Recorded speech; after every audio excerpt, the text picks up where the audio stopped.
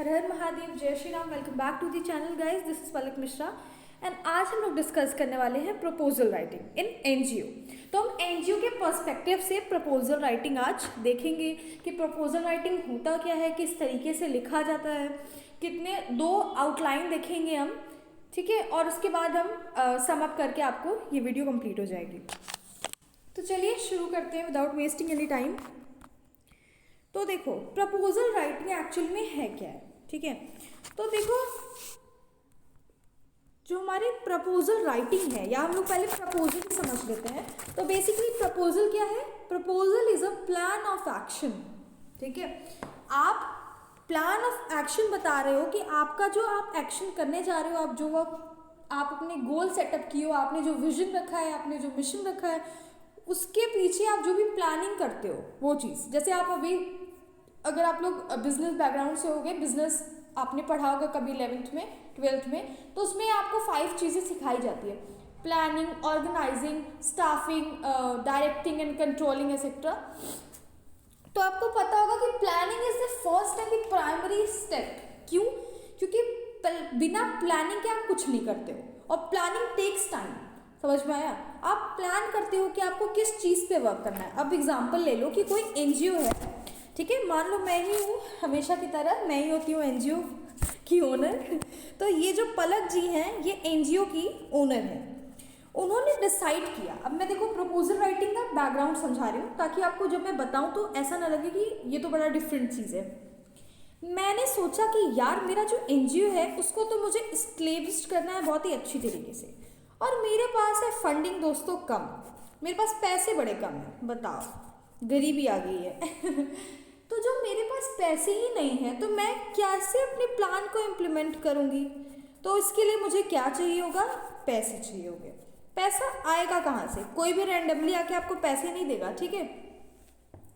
तो मैं जो है, जो कि एनजीओ की ओनर हूँ, मैंने सोचा कि मैं एक ऐसा प्रपोजल लिखती हूँ, चाहे वो कोई प्रपोजल मांगा हो, चाहे वो मेरे खुद का लिखा गया हो, जो कि अनचाहा हो, है ना। 2 तरीके के प्रपोजल लिखे जाते हैं। मान लो कि अगर कोई आपसे गवर्नमेंट ही मांग लिया आपका प्रपोजल दे दीजिए, तो वो तो सॉलिसिटेड होगा, एंड अनसॉलिसिटेड जो कि मैं खुद से लिख रही हूँ क्योंकि मुझे एज अ फंड चाहिए, ठीक।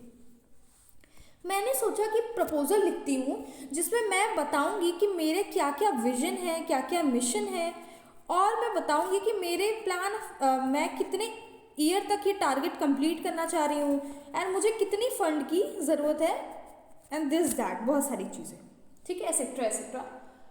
तो ये प्रपोजल जो होता है बहुत सारे लोगों के पास जाता है। गवर्नमेंट इसको देखेगी, आपके बिजनेसमैन इसको देख लेंगे, इंडस्ट्रियलिस्ट देख लेंगे फेमस, एंड कम्युनिटी देखेगी कोई पर्टिकुलर, एंड इससे वो क्या करेंगे? अगर उनको हमारा जो आइडिया है वो अच्छा लगता है, जो प्रपोजल है वो सही लगता है, एक्यूरेट लगता है, तो वो हमारे अंदर इन्वेस्ट करेंगे। कोई डोनर आया, मान लो अब मैं पलक मिश्रा हूँ, ओनर हूँ। अब ये जो डोनर है मिस्टर ए, ये मिस्टर ए मेरे पास आए और बोले कि प्रपोजल दिखाइए। फॉर एग्जाम्पल मैंने इनको प्रपोजल लिखा है, इन्होंने बोला वाह, मतलब पलक मिश्रा ने अच्छा काम तो किया है, ठीक है। उन्होंने बोला कि हाँ ठीक है, आपके जो आइडिया है सस्टेनेबल डेवलपमेंट गोल्स की तरफ जो आप बढ़ रही हैं, अच्छी बात है, हम आपके एनजीओ को फंडिंग करने के लिए तैयार हैं। तो मान लो वो मुझे 10 लाख रुपए दे देता है, तो मेरा तो काम, मेरे तो बल्ले बल्ले है कि नहीं। तो उसने मुझे फंडिंग प्रोवाइड कर दी। तो मोटा मोटा बेसिक समझो कि प्रपोजल राइटिंग सिर्फ इसीलिए करते हैं ताकि आप फंड जो है इकट्ठा कर पाए, है ना, to collect the fund, so that आप अपने एनजीओ को प्रॉपरली रन कर पाओ। अब वापस आते हैं। तो देखो एनजीओ है the plan of action basically, जिसमें आप सब कुछ लिखे होते हो, अपना विजन लिखे होते हो, मिशन लिखे होते हो, अपने पूरे टारगेट को लिखे रहते हो, आपको कितना टाइम लगने वाला है, क्या क्या प्रॉब्लम्स आ रही हैं, आप किस पे वर्क करना चाहते हो, this kind of things were mentioned in the proposal, ठीक है। प्रपोजल बनाया ही इसलिए जाता है ताकि आप अपने वेल विशर्स को अट्रैक्ट कर पाओ, है ना। अब वेल विशर्स कौन कौन हो सकते हैं? गवर्नमेंट हो सकता है जो कि आपकी भलाई कर दे, ठीक। आपको बिजनेसमैन जो होते हैं फंडिंग करा सकते हैं, ठीक है।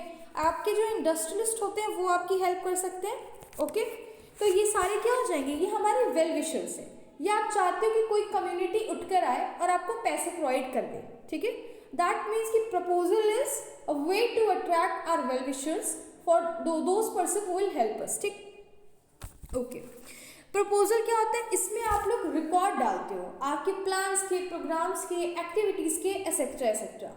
अगर मैं प्रपोजल लिख रही हूँ और सपोज दैट कि मैं बिल्कुल फ्रेशर हूँ, मैंने अभी तक कुछ किया ही नहीं है, बट मुझे अभी फंडिंग 10 लाख रुपए चाहिए, आपको लगता है कोई भी मुझे पैसे प्रोवाइड करेगा? व्हाट इफ कि मैं पैसे लेके भाग गई, ठीक है। दिस इज ट्रू थिंग ना, कि अगर मैं पैसे चाहती हूँ, आई वॉन्ट फंड, कि भाई मुझे अच्छा पैसा मिले, तो मैं अपनी पुरानी एक्टिविटीज़ को ज़रूर जो है उजागर करूँगी, है ना, शो करूँगी कि मैंने इतने सारे काम पास्ट में कर रखे हैं, मैंने चिल्ड्रंस को जो है पढ़ाया है, एजुकेशन में काम किया, मैंने जो भी गरीब लोगों थे उनको फूड डेली का डेली प्रोवाइड करने में एक आश्रम बनवा दिया, मैं बता रही हूँ, मैंने बोला कि मैंने एक स्कूल खुलवा दी है, मैं फ्री कोचिंग चला रही हूँ, मैं अपने पास्ट एक्टिविटीज़ को बता रही हूँ ताकि लोगों को पता चले कि इनके एफर्ट्स डाले गए हैं इस एनजीओ में। ये जो एनजीओ की ओनर है पलक मिश्रा जी, उन्होंने क्या किया, इसमें एफर्ट डाला है अपना, एंड ये एवरी करके आगे नहीं है कि हमको पैसे चाहिए, समझ रहे हो। तो आपके काम को देख के ही लोग आपको क्या करेंगे, पैसे देंगे, याद रखिएगा, ठीक है। तो आप अपने एक्टिविटीज़ को, अपने कितने प्रोग्राम्स कंडक्ट कराए हैं, अवेयरनेस प्रोग्राम करवाया कि डोमेस्टिक वायलेंस ना हो विमेंस के साथ, एम्पावरमेंट कराने की कोशिश की है विमेन की, तो record of plan and program will be, there must be written in the proposal, clearly, एकदम प्रॉपरली शो होना चाहिए, ठीक। आपके जो भी प्लान्स हैं, जो भी आपने काम किया हुआ है, उसके प्रॉपर डिटेल्स होने चाहिए उसमें। चलिए ठीक है, अब हम चलते हैं, देखिए प्रपोजल राइटिंग क्या होती है। तो प्रपोजल राइटिंग जो होता है ना, बहुत ही इंपॉर्टेंट एस्पेक्ट है।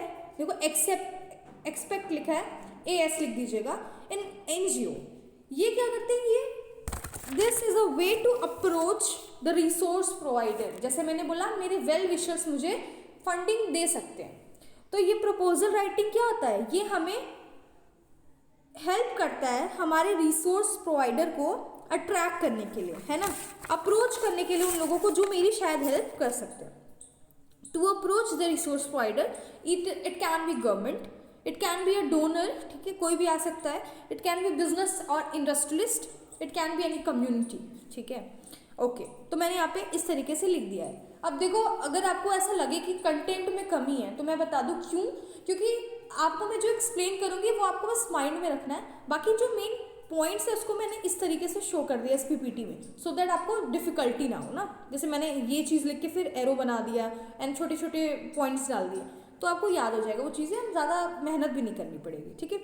An NGO need to have an effective proposal in hand.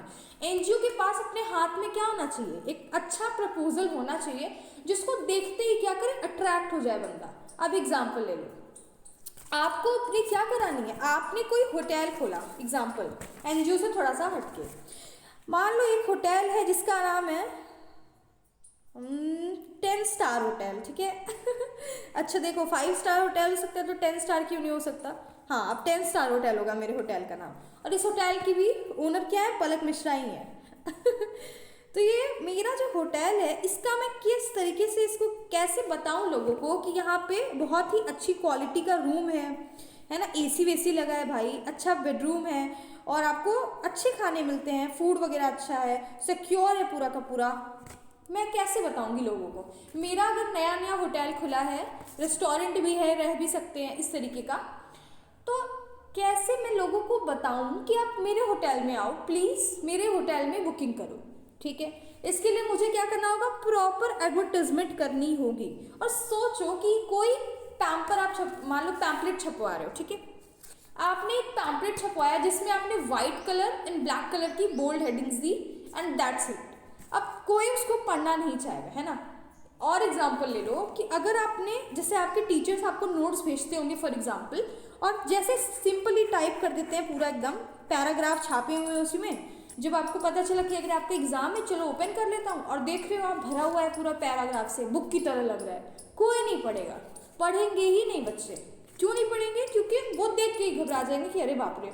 उसी तरीके से अगर आपके टीचर्स आपकी PPT में कलरफुल चीज़ों का यूज़ करें, इधर it can never be called as professional. क्यों, क्योंकि जब हम प्रोफेशनल PPT की बात करते हैं तो हमेशा ब्लैक एंड वाइट का ही यूज़ होता है, लेकिन हम बच्चों को सिखा रहे हैं, पढ़ा रहे हैं, अगर आप जैसे नर्सरी वगैरह की क्लास में कभी गए होगे तो देखे होगे ना, ड्राइंग बनी हुई है दीवार पे, फूल पत्ती बने हुए हैं, कहीं वेजिटेबल्स की पिक्चर है, कहीं कार्स लगे हुए हैं, कहीं कुछ लगा हुआ है, ठीक। जितने कलरफुल चीज़ें होती हैं हमारी आंखें उसको जल्दी अट्रैक्ट करती हैं और हम उस चीज़ को रीड कर जाते हैं, कैची हो जाता है वो चीज़। बच्चों में तो ये चीज़ें हमेशा, इसीलिए आप देखोगे जब LKG UKG की बुक उठाओ, फिगर्स ही फिगर्स, कलरफुल फिगर्स, समझ रहे हो, ताकि बच्चा उसको देख के सीख जाए आराम से, उसको रटना ना पड़े। लेकिन जब हम बड़े हो जाते हैं तो हमारे लिए बहुत डिफिकल्ट होता है। तो अगर मैं एक होटल की ओनर हूँ और मैं चाहती हूँ कि लोग यहाँ पे बुकिंग कराएं, तो मैं एक अच्छा सा पैम्पलेट बनवाऊंगी जिसमें ढेर सारे कलर्स का यूज़ होगा, फिगर्स का यूज़ होगा। मान लो तारे में लिखा है 10 स्टार होटल, ठीक है अपने आप उस उल्टी सीधी चीज़ों पे नज़र चली जाएगी and may be people will attract. And वही मैं एकदम फॉर्मल सिंपल बना दूँ तो कोई पढ़ना ही नहीं चाहेगा, उसके लोग जो है बच्चे प्लेन बना के उड़ा लेंगे, कोई बस में बैठ जाएगा उसको पंखे की तरह गर्मी में यूज़ करेगा एंड फेंक देंगे सब लोग, और मेरा पैसा भी वेस्ट। तो होल एंड सोल मैं ये कहना चाहती हूँ कि आपका प्रपोजल इतना इफेक्टिव होना चाहिए, इतना अट्रैक्टिव होना चाहिए कि उसको पढ़ने के बाद ओनर जो भी डोनर है वो पैसे आपको प्रोवाइड कर सके, ठीक है। ओके, चलिए आगे बढ़ते हैं।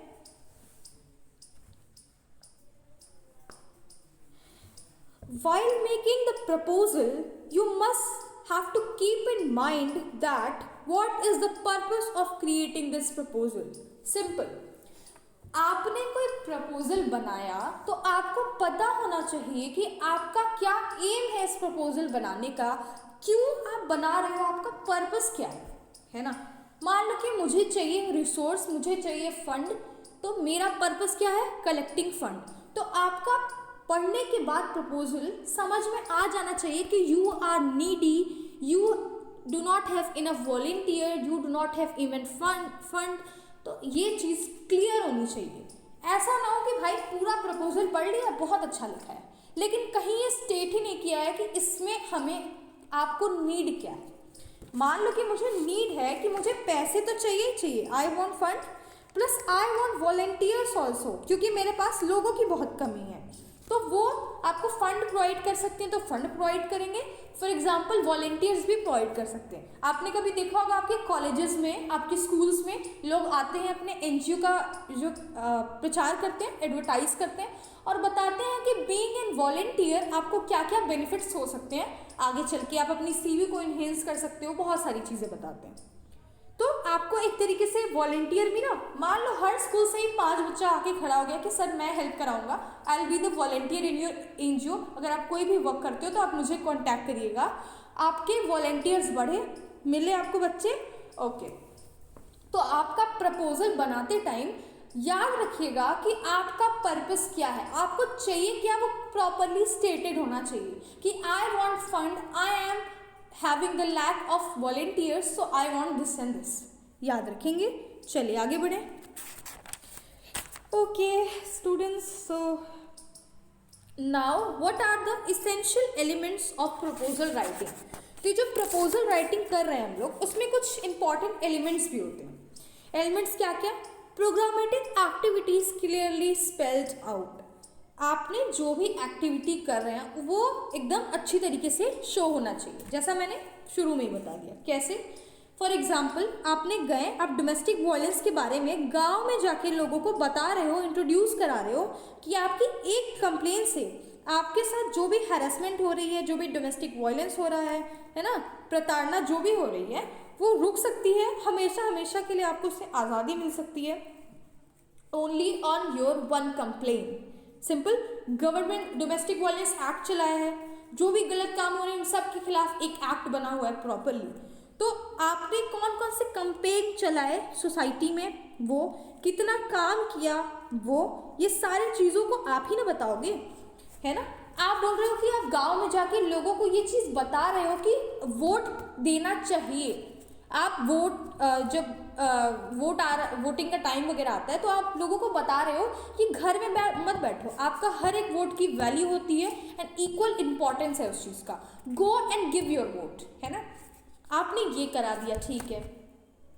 इस तरीके की जो भी एक्टिविटीज़ आप अपनी लाइफ में NGO में रह के एज अ ओनर करवा रहे हो, कुछ भी करवा रहे हो, उन सब चीज़ों के बारे में प्रपोजल में होना चाहिए। तभी तो लोग पढ़ेंगे और सोचेंगे कि अच्छा बहुत काम करा है ये एनजीओ हमारी सोसाइटी के लिए। ठीक, वर्क फोकस प्रपोजल होना चाहिए। समझ रहे हो, आपका क्या काम है, वो आपको किस चीज़ की नीड है, वो उस चीज़ की पूरी क्लियरिटी होनी चाहिए। And then the clarity of expression.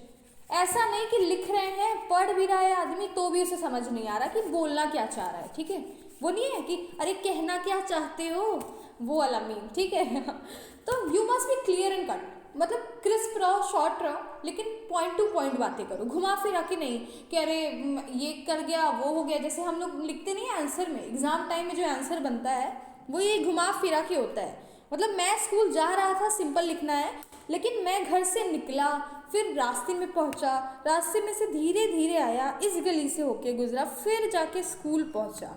इतना घुमा के जो आंसर 5 मार्क्स में और 10 मार्क्स में लोग लिखते हैं इसी को बोलते हैं। ये सब आपको नहीं करना, आपको आपका क्रिस्प रखना है, क्रिस्प रखिए, कोई दिक्कत नहीं है, लेकिन पॉइंट टू पॉइंट होना चाहिए। ठीक है, समझ में आया? Okay, now there are some prerequisites या फिर कह सकते हैं preconditions of while preparing an NGO, अरे एनजीओ रिपोर्ट। ठीक है, प्रपोजल राइटिंग लिखते टाइम आपको क्या करना होता है, कुछ कंडीशंस होती हैं जिसका ध्यान रखना पड़ता है। अब कंडीशन क्या क्या है वो भी समझ लेते हैं। ठीक है,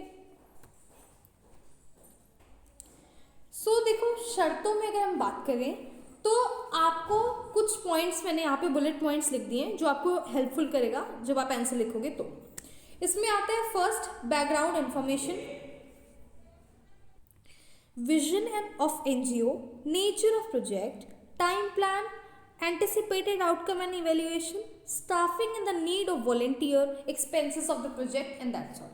ठीक है, इसको मैंने एज अ समरी प्रिपेयर किया है। वैसे there are so many headings but you know heading याद करने में लोग भूल जाते हैं। नॉर्मली पॉइंट्स याद करो, आप उसी का हेडिंग बना देना। देखो, आपको रिपोर्ट तैयार करते वक्त पहले आपको बैकग्राउंड इन्फॉर्मेशन देना होता है। क्या देना होता है कि आप एक एनजीओ हो जिसका नाम क्या है, आप किस मिशन एंड विजन के साथ आगे बढ़ रहे हो, आपकी क्या फिलॉसफी है, आपकी क्या थिंकिंग है, आप क्या चेंज ले आना चाहते हो सोसाइटी में, सब चीज़ों का आपको क्या ध्यान रखना पड़ता है, बैकग्राउंड इन्फॉर्मेशन में लिखना पड़ता है। ठीक है, बैकग्राउंड इन्फॉर्मेशन में सिर्फ इतना ही नहीं, आपको आपके प्रोजेक्ट के बारे में कि आप किन किन प्रोजेक्ट पे वर्क कर रहे हो वो सारी चीज़ें लिखनी होती हैं।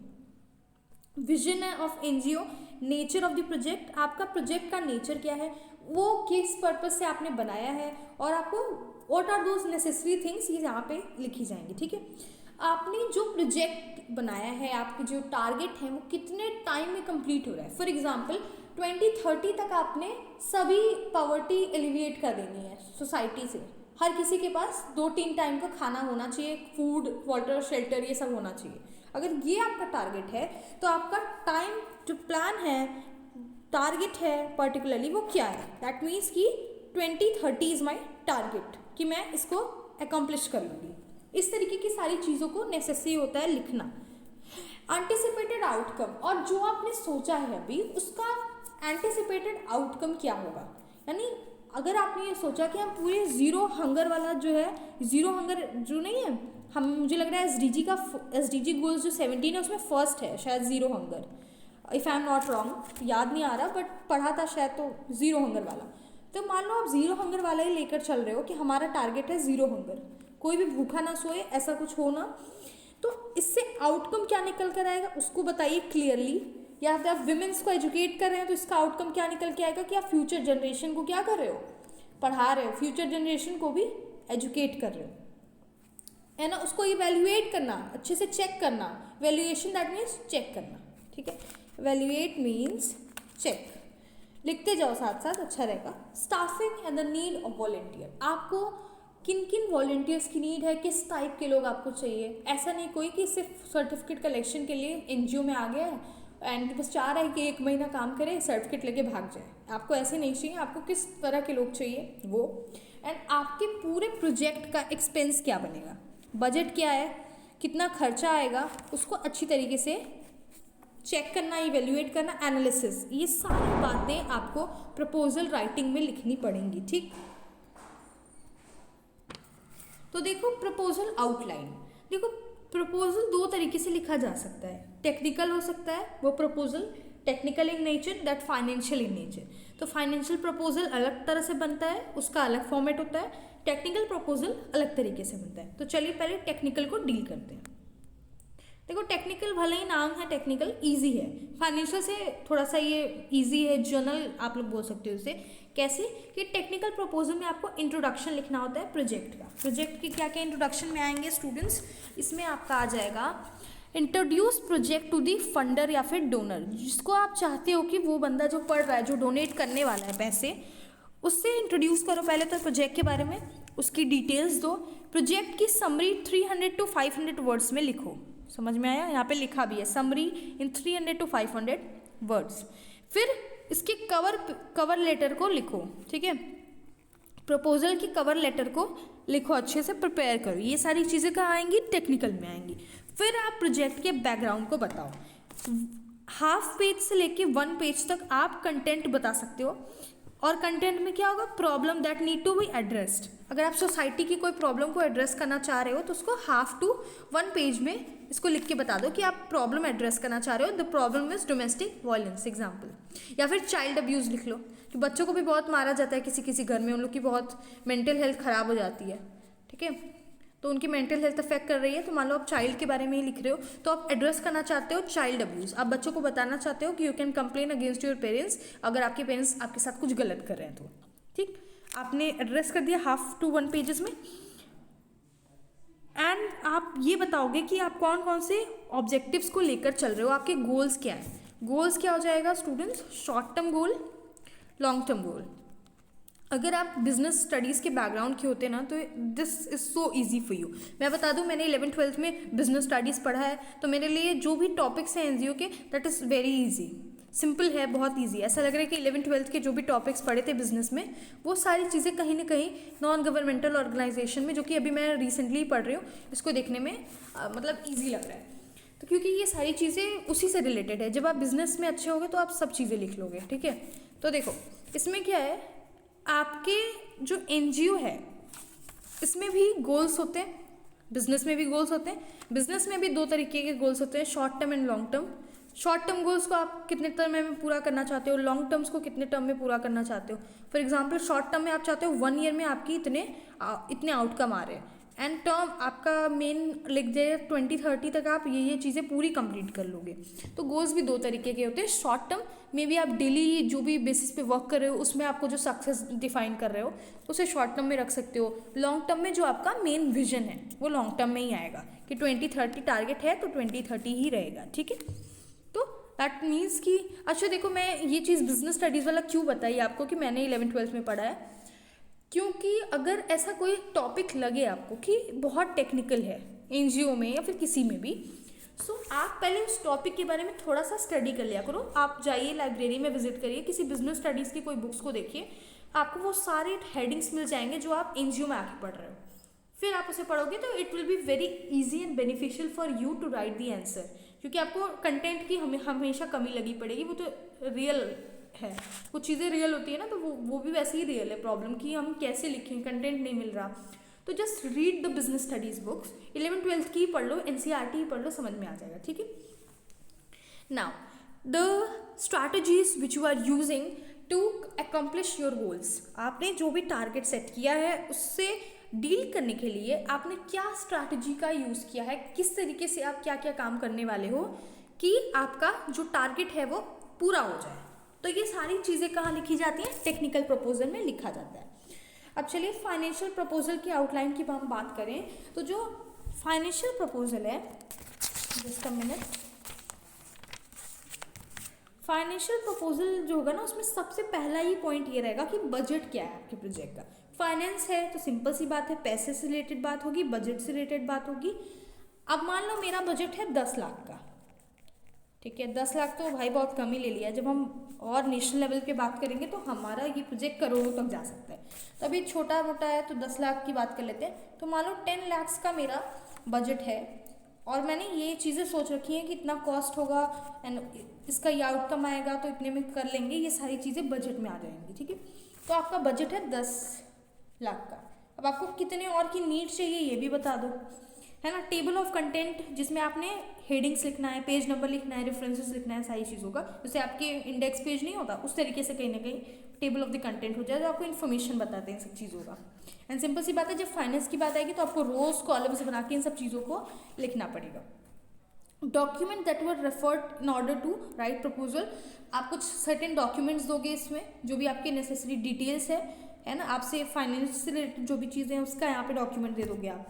और आप कुछ चार्ट्स लिखोगे जो कि क्या करेगा, रिप्रेजेंट करेगा the list of activities in a specific period of year going to carry out, मतलब आप कुछ चार्ट्स वगैरह में रिप्रेजेंट करोगे कि जो जो आपने एक्टिविटीज़ स्पेसिफिक पीरियड में करनी है, जिसको आप करने वाले हो आगे चल के, उन सारी चीज़ों को आप एक चार्ट में लिख सकते हो। तो ये सब अटैचमेंट होगा, डॉक्यूमेंट्स में ही अंदर ही आएगा ये, कि अगर आप डॉक्यूमेंट्स बना रहे हो तो उसमें कुछ चार्ट्स लिख दो एंड उसके बाद उसको क्या करो, उसको रिप्रेजेंट करो कि आपने क्या क्या काम करना है। फिर क्या करो, मॉनिटर करो एंड इवेल्युएट करो प्रोजेक्ट लॉग फ्रेम को, ठीक है।